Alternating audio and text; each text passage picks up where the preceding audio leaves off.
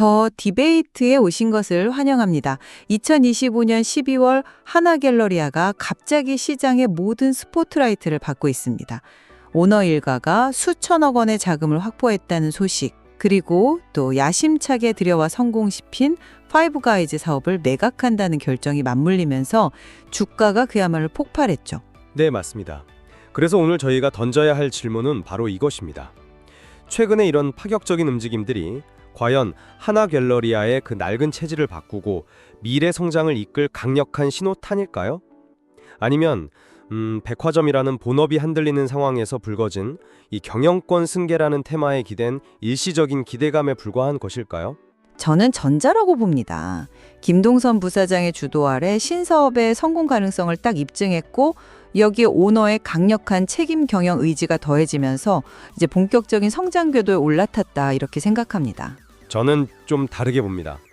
현재의 주가 급등은 기업의 본질적인 가치, 즉 펀더멘탈보다는 아직 그 실체가 불분명한 테마에 기댄 면이 너무 크다고 보고요. 낮은 수익성이나 높은 부채 같은 근본적인 문제들이 해결되지 않았다는 점을 간과해서는 안 된다는 입장이죠. 좋습니다. 그럼 제 입장을 먼저 좀 구체적으로 말씀드려 보겠습니다. 저는 지금 한화갤러리아에서 벌어지고 있는 일들이 김동선 부사장이라는 새로운 리더의 명확한 성장 전략이 실행되는 과정이라고 봅니다. 가장 먼저 주목해야 할 것은 그의 사업 수완이 이미 한번 입증되었다는 점이에요. 그 F&B 신사업 파이브가이즈를 한번 보세요. 들여온 지 단 2년 만에 기업 가치를 3배로 평가받아서 매각을 추진하고 있지 않습니까? 이건 단순히 운이 좋았던 게 아니라 브랜드를 보는 안목과 시장에 안착시키는 실행력을 명확하게 보여준 사례라는 거죠. 여기서 예상되는 차익만 약 600억에서 700억 원에 달하거든요. 그리고 더 중요한 것은 김 부사장이 개인적으로 확보한 수천억 원의 실탄입니다. 한화에너지 지분을 매각해서 얻은 자금인데 이걸 단순히 개인의 자산으로만 보면 안 됩니다.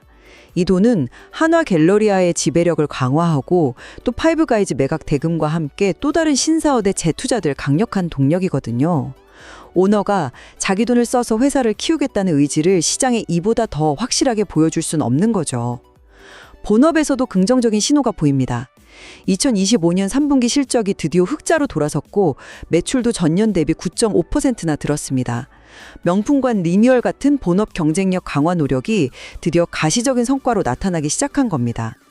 PBR, 즉 주가 순 자산 비율이 0.28배라는 건 시장에서 자산 가치의 30%도 인정을 못 받고 있다는 뜻인데 이런 극심한 저평가 상태에서 실적 턴어라운드와 강력한 성장 모멘텀이 더해졌으니 지금이야말로 기업 가치가 제대로 재평가될 가장 중요한 시점이라고 생각합니다. 네, 그 화려한 이벤트들, 그 이면에 가려진 본질을 봐야 한다는 게 제 생각입니다. 말씀하신 내용들 일견 타당해 보이지만 저는 구조적인 문제를 지적하지 않을 수 없네요. 가장 뼈아픈 건 수익성입니다. 2024년 연간 영업이익이 31억 원에 불과했습니다. 자기자본 이익률, 그 ROE라고 하죠. 이게 고작 2.31% 수준이라는 건데 이게 무슨 의미냐면 주주들이 1억 원을 투자해도 회사가 1년 동안 겨우 231만 원을 벌어준다는 뜻입니다. 요즘 웬만한 은행 예금 금리보다도 못한 수준이잖아요. 이런 상황에서 과연 성장을 자신할 수 있을까요? 심지어 전체 매출의 거의 전부, 그러니까 97.8%를 차지하는 백화점 사업의 시장 점유율은 2022년 7.8%에서 2024년 상반기 6.5%까지 계속해서 미끄러지고 있습니다. 본업이 힘을 잃어가고 있다는 명백한 증거죠. 재무 건전성도 문제입니다. 부채 비율이 135%를 넘는데 이건 동종업계 평균인 97%를 훨씬 웃도는 수치입니다. 이런 상황을 고려하면 그 파이브가이즈 매각은 성공적인 투자 회수라기보다는 높은 부채 부담 속에서 급하게 유동성을 확보하기 위한 어쩔 수 없는 선택, 일종의 고육지책으로 해석될 여지가 충분하다고 봅니다. 마지막으로 주가 상승의 성격입니다. 최근의 급등은 실적 개선에 대한 믿음보다는 김동선 테마주, 경영권 승계라는 불확실한 재료에 의해 움직이고 있거든요. 12월 18일에 주가가 장중 상한가 근처까지 갔다가 긴 윗꼬리를 달고 마감한 걸 보십시오. 이건 펀더멘털에 대한 확신이 아니라 단기 차익을 노리는 투기적 변동성이 극심했다는 걸 보여줍니다. 본업의 경쟁력 강화와 재무구조 개선이라는 근본적인 숙제가 해결되지 않는 한 지금의 기대감은 언제든 꺼질 수 있는 신기루에 불과하다고 생각합니다. 말씀하신 내용 중에 파이브가이즈 매각권에 대해 좀 더 깊이 들어가 보죠. 그걸 단순히 유동성 확보를 위한 고육지책으로만 보는 건 너무 단편적인 시각 아닐까요? 저는 이걸 성공적인 투자금 회수, 즉 엑시트이자 다음 단계로 나아가기 위한 아주 영리한 전략으로 봅니다. 한번 생각해 보십시오. 2년 만에 3배의 가치를 인정받았다는 건 지금이 가장 비싼 값에 팔 수 있는 최적의 타이밍일 수 있다는 의미입니다. 이 매각으로 확보한 자금으로 뭘 할까요? 또 다른 유망한 F&B 브랜드를 발굴할 수도 있고 지적하신 본업의 경쟁력을 강화하기 위해 백화점 리뉴얼에 재투자할 수도 있습니다. 즉 성공 모델 증명, 그리고 차익 실현, 그리고 미래 성장 동력의 재투자라는 이 역동적인 선순환 구조를 만드는 첫 단추라는 겁니다.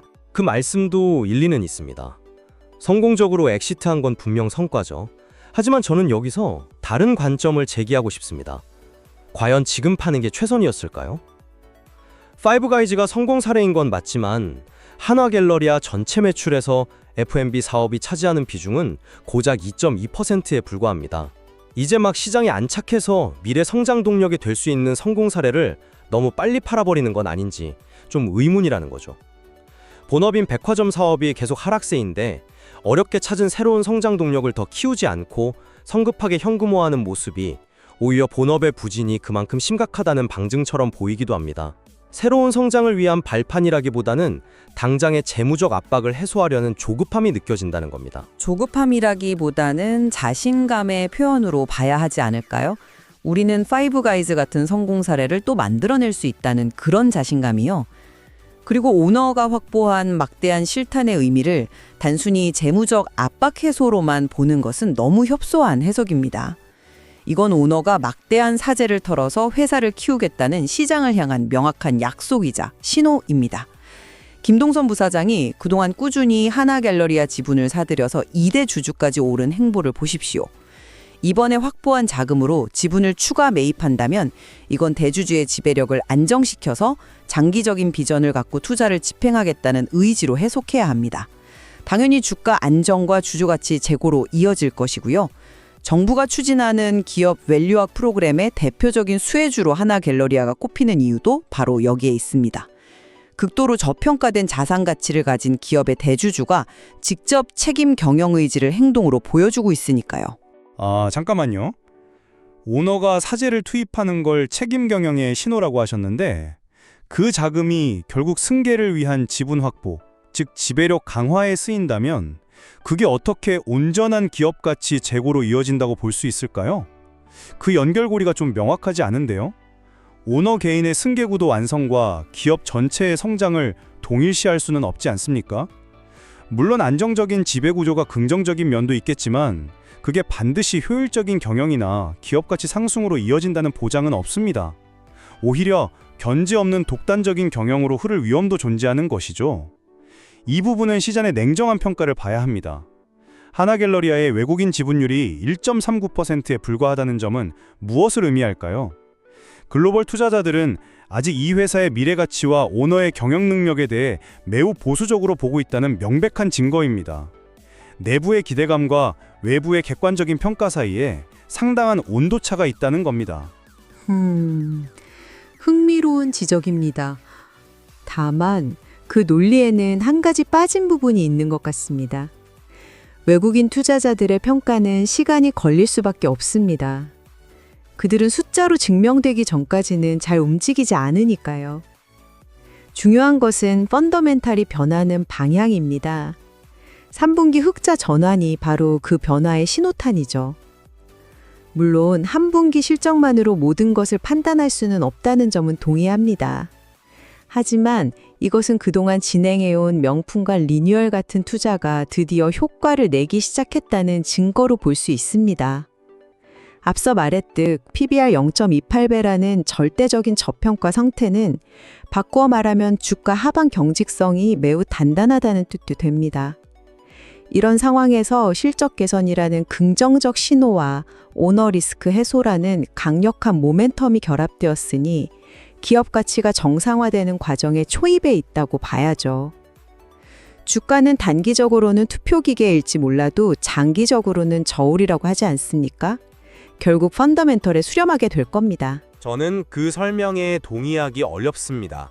왜냐하면 PBR이 낮은 것이 그 자체로 매력적인 투자 지표가 아니기 때문입니다. PBR이 낮은 데에는 다 이유가 있는 법이죠. 바로 시장이 그 기업의 수익 창출 능력, 즉 ROE를 믿지 못하기 때문입니다.